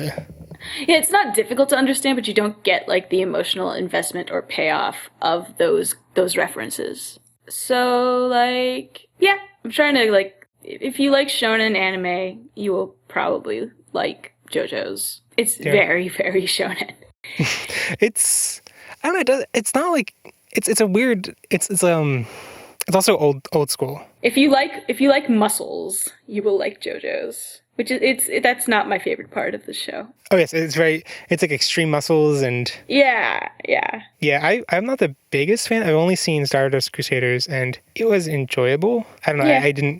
I enjoyed it, but I wasn't like, oh my god, this is amazing. But I've heard really good things about. I can't remember which of the two. One of the first two. Battle Tendency was the good. second one. Yeah, the first one, like I don't know. I wasn't very into the first one. Well, I know that. So there was a recent announcement that the fourth one is being turned into an anime. Yes. And that I've seen fans of the manga say, fourth one's the best one. But I also heard that's what they said when the third one was announced that the series was starting. They're like, third one's the best one. Yeah, I've heard that the second one is the best one. So I don't think there's any consensus. And I think when each one's announced, that part of the fandom's like, yay, that one. Yeah, exactly. But I'm liking Stardust Crusader. But like I grew up on Yu Yu Hakusho, so like that's where I come from. It's not as silly as I thought it was gonna be. I was expecting much more shenanigans.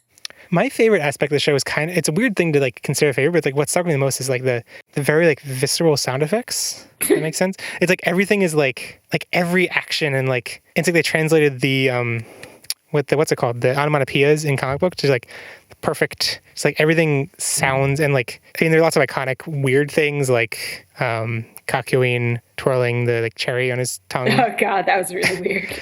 And a lot of the like the things that they directly use the onomatopoeias and it sounds really weird and I'm like not used to seeing them, just like somebody like I think that one's like pedo or something like that.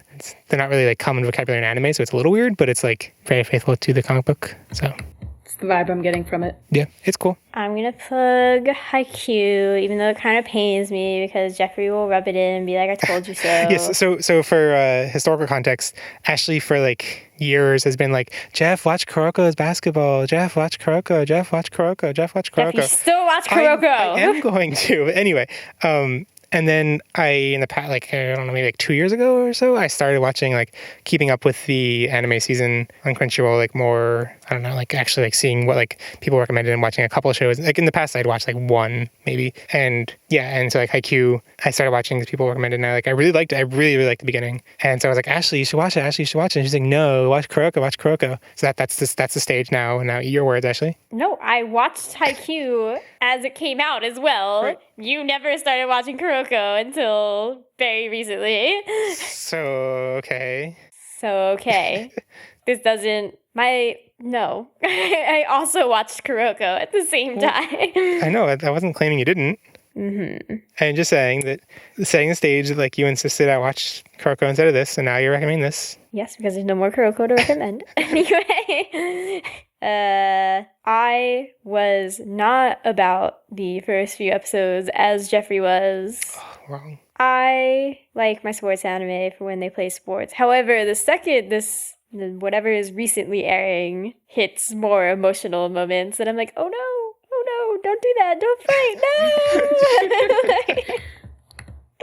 See, I'm laughing at Ashley for like getting caught up by that emotional moment, which I was like enjoyed, but wasn't like like. No, I was the poster. Also right. So I'm setting up to say that I'm laughing at her for that moment, but like there was a moment in the episode before that, or maybe one before that. Anyway, that like I was watching it like at work on my lunch break, and I like almost teared up at work.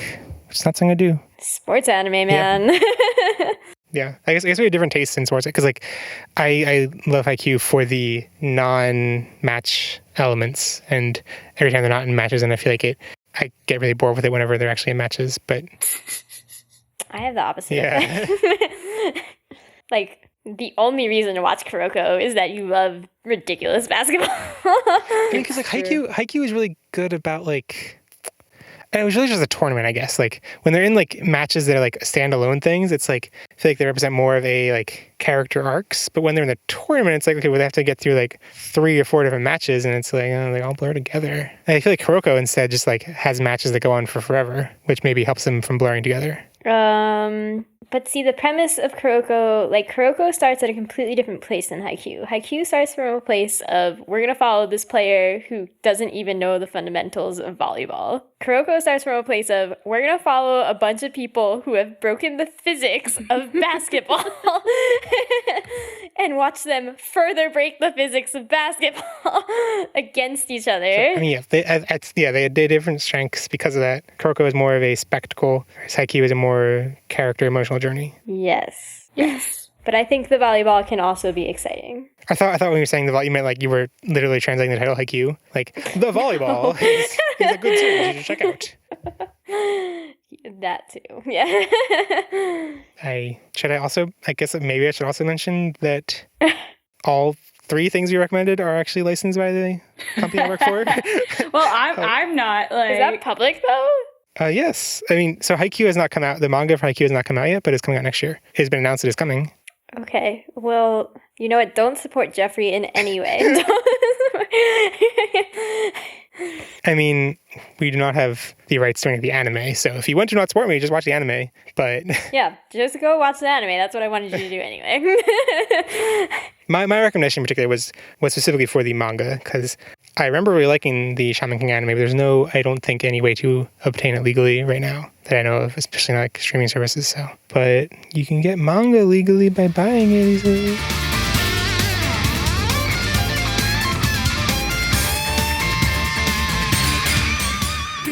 Let us know what you thought about this episode in our comments at podigious.com/304. We also have detailed notes on the site about all the characters, images, and references we make, so check those out if you're curious about anything we mentioned.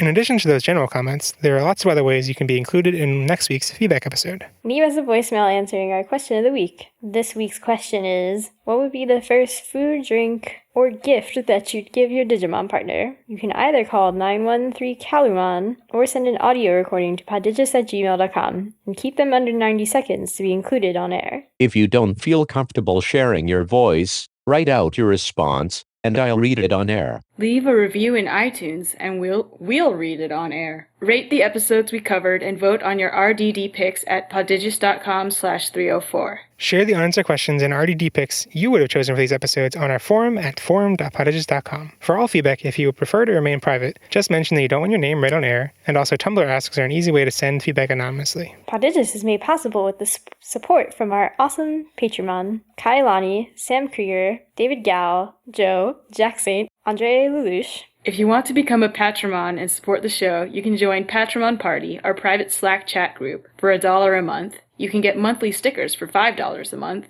and you can get early episodes for $10 a month. We also have a lot more rewards and goals, so check out patreon.com/podigious. Follow Podigious on Twitter, Tumblr, or Facebook to keep up with news and get extra images, GIFs, and other fun stuff related to the show. That's GIF, because our loyal Patreon have voted strongly in favor of the hard G. You can find me on Twitter at JeffOnlyJeff. Ashley, where can they find you? AshBigD00 on Twitter. And Asher? Asher Dashery at Tumblr. You can also find links to all of our social media accounts at podigious.com. Our Calamon artwork is by the awesome Mary Cagle. Check out her webcomics, Let's Speak English, and Kiwi Blitz, and she's also Cube Watermelon on Tumblr and Twitter, where she posts lots of other cool drawings and fan art pieces.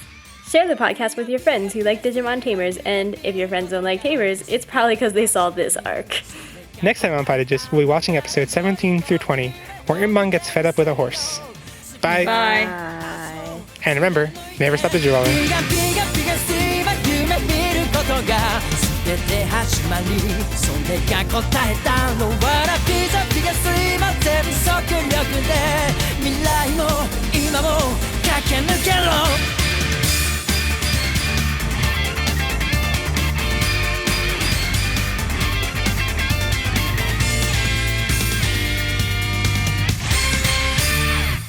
I'm not bringing my A game to these episodes.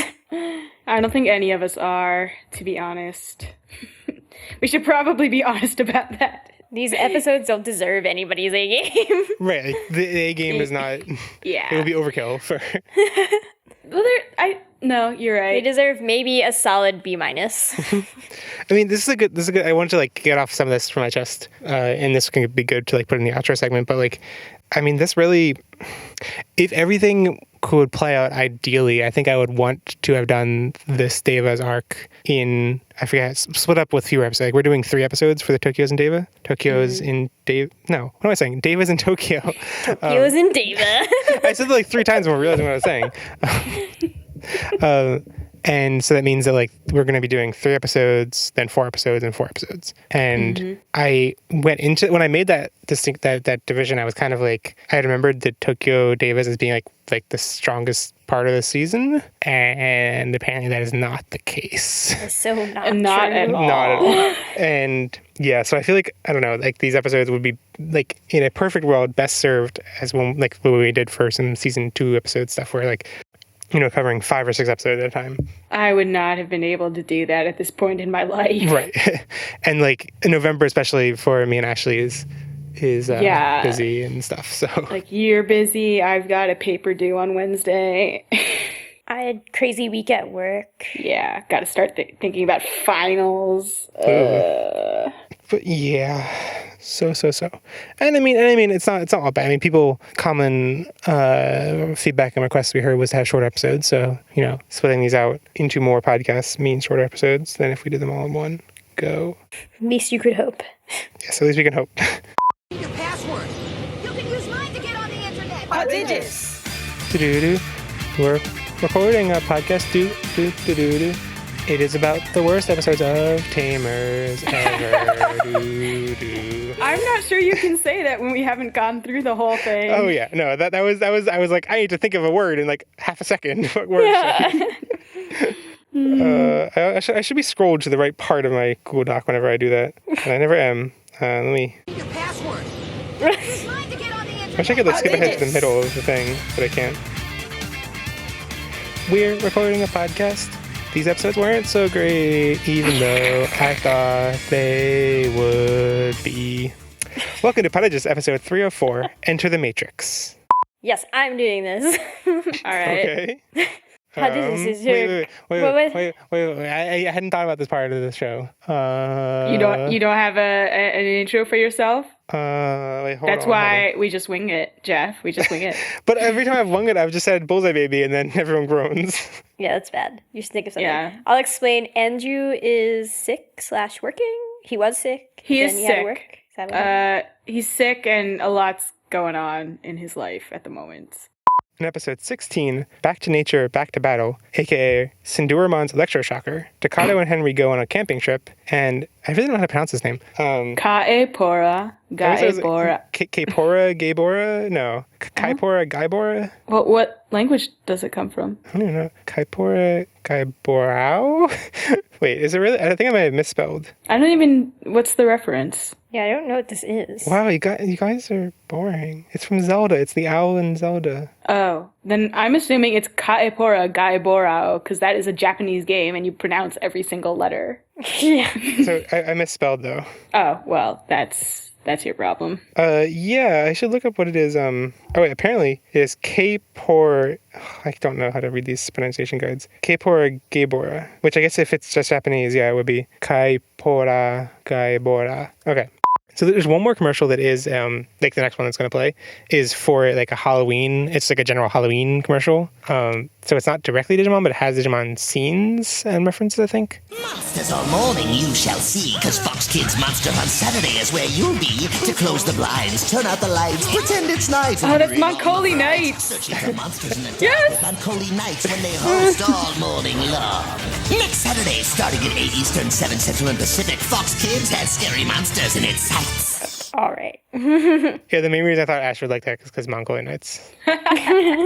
I think when we talked about Moncoli Nights before, like I hadn't seen any of these commercials. Like I had no idea what what Andrew were talking about. But now I'm like, I totally remember that being on and not watching it. Yeah, that looked familiar as a thing that I didn't watch. It was probably for the best. Let it go. What was it? What? Pixel's trying to eat my headphones. Oh my god. Move Pixel away. But he's He's so adorable. so adorable. And he really wants to sit in my lap. So I like brainstormed recap stuff while I was in the shower. So I wasn't able to like write things down right away. And I just remembered one that I totally forgot to write down, which was like Guilmon and Growlmon Digivolves to Metal Greymon or War Growlmon, but too late. It's okay. That's obvious, Jeffrey. Oh, I'm sorry. My joke was too obvious for you. Yes. I know Marcus is in high school. Yeah, he's the only one I know for sure. I thought Thomas was the same age. He might be. He might just be a genius. I don't know. He's a genius. He's like 5 years old. He's 14 apparently. What? I mean, like, they're drawn to be like, that's the thing, like, people have seen like the artwork we're trying, like, oh, the kids are growing up. I'm like, yeah, they're growing up to 9th grade. Like, yeah. Thomas is 14? So Marcus is also 19 or 14, which isn't even high school age. I mean, yes, it is. Well, it depends. Not in Japan, no. Well, I mean, so it's definitely high school age in the U.S. Yeah. But to me, age 14 recalls, or I associate that in America with grade 9, which would not be high school in Japan. But he could be in year 10, which would be high school maybe as a 14-year-old, right? That's possible. No. It's not possible? I mean, it's possible if you skip a grade. I guess I was on the young side of the year. Yes, you were on the young side. And I was 14 throughohout all of 9th grade. So to be 14 in 10th grade would mean you'd have to be like very, very like on the young side plus a year. So yeah. Okay. So like that really confuses my conception. I always thought of this as like the year they were in high school, but I guess they're in junior high school. Mm-hmm. Huh. Bizarre. If they're 14, why do they look the same age as Yoshino? Anyway, how old is Yoshino? I need to... She's 19! Oh, God, really? I swear to God. Oh, 18, apparently. Okay, wow, big difference. At least that could be high school. But I don't think she's supposed to be. I think she's supposed to be like a working adult. Yeah, I started down the story and I was like, I don't actually have examples of this feeling I have or anything, so... Got to go back and watch some children's media. I am so tempted to start a Cyberchase podcast, a Liberty's Kids podcast, a Magic School Bus podcast. I mean, yeah, I feel like there are plenty of examples that also uphold your thing. Like, what adults are there in Cyberchase? None. Are there? Do they ever like show their families? I'm so curious. I want to hear about the lore of Cyberchase. I want to dive into this lore. I don't even know what Cyberchase is, but Magic School Bus sounds great. What? Leave. Wait, no, don't leave. No. I don't know what it is. Teaches you math.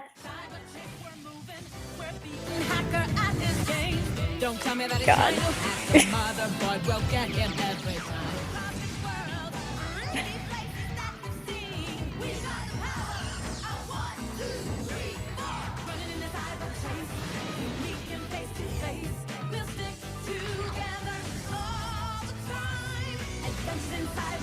Things are longer than I thought it was. I don't know why you think this is enlightening me in any way. I thought this was like trigger memories. It's supposed to be like, it sounds cool. No. Cyberchase is a program for PBS so it's like teach kids math or teach kids that math is cool. I mean, I gathered that from context from you guys. Really? Like just now, you were like, it teaches you math. I'm like, all right. Oh, did we say that? I didn't hear that. Yes. Yes. Oh, okay. I don't hear Ashley because she's just annoying ringing in my ear. I often watched it and was like, can you make like a middle school version that would help me with my math? I watched it because there was not having cable growing up. There was nothing else on TV at certain times of day. I mean, yeah. Oh yeah, I mean it's the same reason, but like I was like, this math is like ridiculous and like duh. No, I had the opposite reaction where I was like, no, teach me harder things. But I mean one of the voices, I mean, like, it has pretty prominent voices for some of the characters. The other ones are just like people who haven't done any other work. But like there's a bird who's voiced by Gilbert Gottfried, and like Iago's voiced in Aladdin, and like the main villain is voiced by Christopher Lloyd. So if we started a Cyberchase podcast, we could maybe get those famous people on the podcast, and that is the only reason to do a podcast. Jeff's goals in life. I mean, I honestly, the biggest hurdle to talking about, and like, this seems like a silly thing to do as a podcast, unless, like, I could see adults doing it as a, like, you know, discussing how their kids react to it, and, like, discussing it from the perspective of an adult who has kids who are watching it. But that feels too extreme to do as adults without kids. See, that's why I'm way more interested in a Liberty's Kids podcast, because then you can just at least analyze the history, like historical accuracy, the way that they portray American history. Like, there are things that you can do without, like, needing a child. Wait, so Ash, do you not know what Liberty's Kids is either? Yeah, no, I never watched. I know what it is because I've heard Ashley talk about it, but I never saw it. This is the things we watched when we didn't have cable.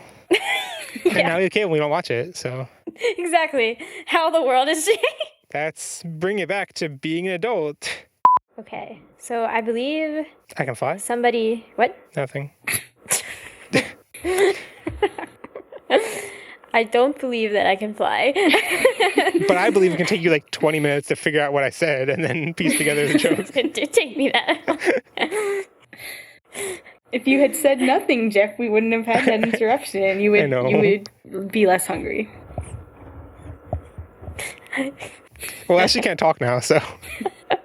Whose fault is that? Pixel, stop trying to eat my head. I'm having a very Escaflowne-esque moment here.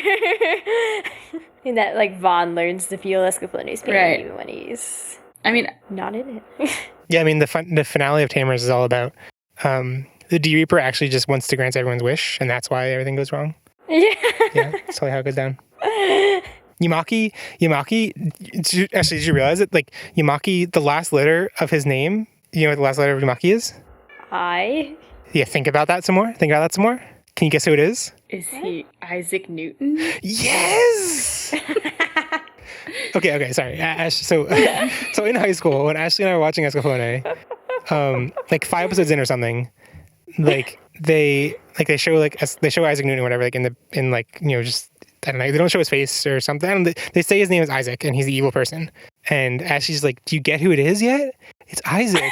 And I'm like, what I thought it was like biblical Isaac, like Abraham and Isaac or something. Yeah, I know who you mean. Yeah, because he's like old, right? So I was like, okay, he's really, really old. But Ashley genuinely expected me to guess it was Isaac Newton, and I guess in retrospect, they talk about gravity in the first episode. So I mean, maybe I should have been able to guess it, but no. From what I remember of that show, there was no real way to guess that. I mean, like Ashley told me it was a historical figure, so like, but there's no seeding in the show itself to guess that's a historical figure. Yeah, no, Ashley didn't tell me anything, and I did not guess it. Got it memorized? Whatever, Escaflowne is the best. This seems like it's the name has too much flavor to, like, I mean, I'm trying to think, like, the names I kind of think of as being invented by TV tropes are more just like, there's one that's like evil redhead. And like, that's not a trope. That's not a trope. That's just 2 adjectives. You don't think there are statistically more evil redheads than, like, evil other things? Because I think that may be a trope.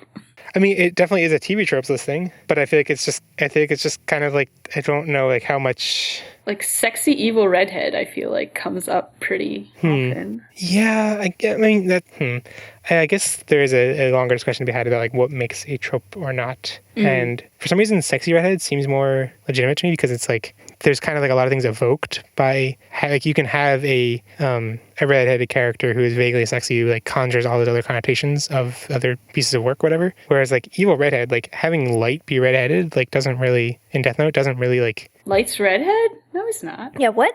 When he, I didn't realize this until recently, but when he like, the more evil he gets, the more redhead he gets in like stylized sequences. Really? Like they make L's hair bluer, they make Light's hair redder. I think that's not just his hair though. Like the whole lighting goes red. I think that's something else. That was probably a particularly bad example because that is definitely that's definitely using red to mean evil, and like it's tying into like the apple and everything. So like it's definitely using red to mean evil in that sense. So like, okay, that is more legitimate as a tying red to evil. But like there are a lot of these are just like Jessie being redheaded is not in Pokemon as like Jessie and James. Like Jessie being redheaded is not like, maybe they're trying to go for like the sexiness angle vaguely, which is kind of weird. But like they're definitely not going for like that redheadedness makes her evil. I don't know. I mean, a lot of these are just like... Jeffrey, you're not disproving it's not a trope by... Yeah. Like you need to look at the examples that are considered the trope and be like, no, that's not valid. I'm saying like no, I'm like in the list. Jesse is listed as a trope example. I think that TV tropes is not that good at listing actual tropes. Well, anyway, on a long tangent.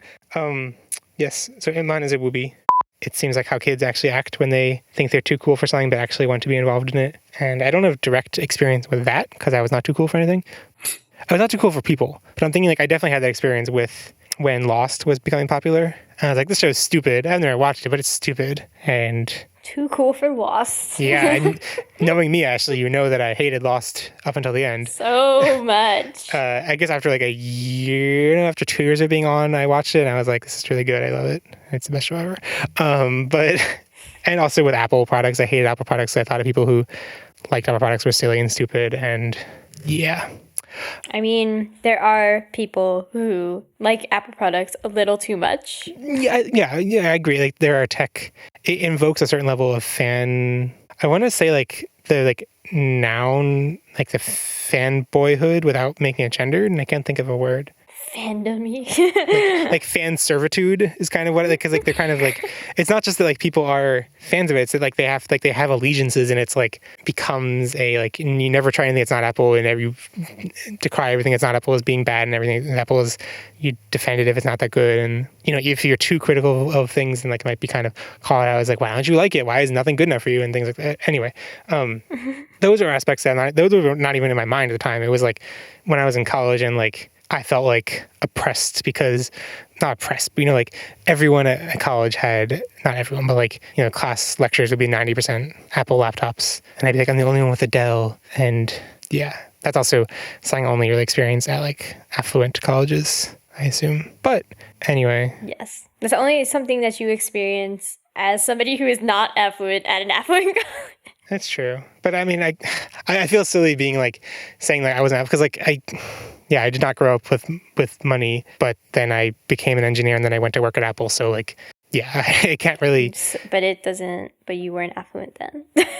It's true. But I guess I also feel bad because I wasn't like so, like I wasn't poor. Like I didn't have to like, I didn't never have to worry about food or anything like that. A lot of people did. So anyway, moving on from sad topics like poverty.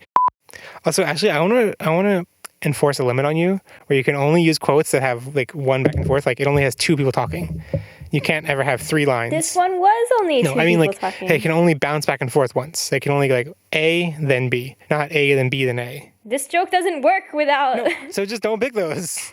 It's a limit. No, I can pick whatever the hell I want. I am restricting you. You cannot dictate the rules. I am taming you, Ashley. No, you are not. I will throw your phone off the balcony. Why are you threatening that recently? I think it's a pretty good threat. I'm so confused by not having a soundboard before. There are all these things that are scattered and not in the right places. So let me delay by saying... I in a box. I in a box! The best. I think I just distract Ashley by just playing random quotes. That wasn't even your pick, Ashley. That was my pick. I know, but it's so good. You're kind of funny.